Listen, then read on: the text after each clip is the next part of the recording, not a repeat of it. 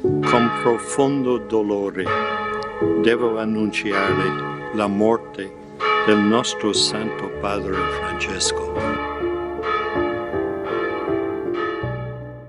La mort d'un papa és sempre un fet noticiable d'abast mundial.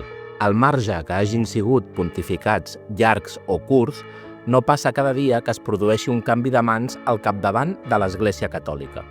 En els darrers 100 anys hi ha hagut un total de 9 pontífex al Vaticà. Us preguntareu què té això a veure amb el Club Esportiu Europa. Doncs bé, la mort de 6 d'aquests 9 caps de l'Església han anat acompanyats d'èxits del club i, en especial, dels darrers 3 de forma consecutiva. Si mor un papa, l'Europa puja de categoria, guanya el títol de Lliga o, com darrerament, totes dues coses a la vegada.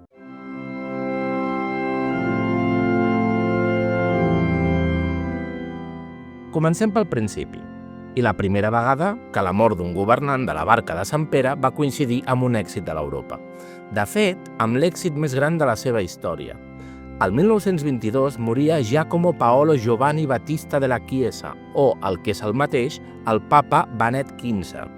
Al curs 22-23, l'Europa es proclamava campió del Campionat de Catalunya i finalista de la Copa del Rei. Una dècada i mitja més tard, en el marc de la Guerra Civil Espanyola, deixava de ser pontífex Pius XI, el 1939. La temporada 39-40, una Europa que havia tornat a reinventar-se a categories regionals ascendia a la primera regional A. Ja eren 2 coincidències consecutives. Patris et Filii et Spiritus Sancti descendat super vos et maneat semper.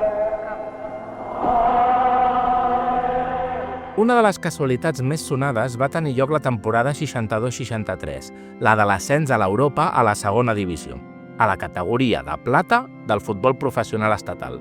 Aquell històric ascens va tenir, per part de les autoritats franquistes, la prohibició de celebrar-se, donat que s'havia decretat el dol per la mort d'Angelo Roncalli, el papa Joan XXIII.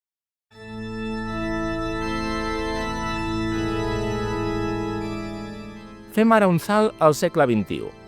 L'any 2005 moria el papa que havia tingut el segon mandat més llarg de la història de l'Església Catòlica, Joan Pau II.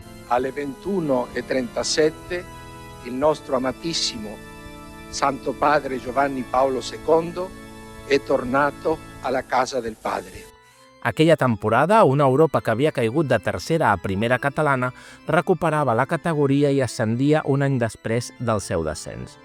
Des de Joan Pau II, l'Europa ha tornat a signar èxits amb els 2 darrers papes del Vaticà, amb Benet XVI, que tot i que ja com a papa emèrit el fet de morir el 2022 va coincidir amb el títol de Lliga de tercera divisió i el primer ascens a segona federació, i de Benet a Francesc.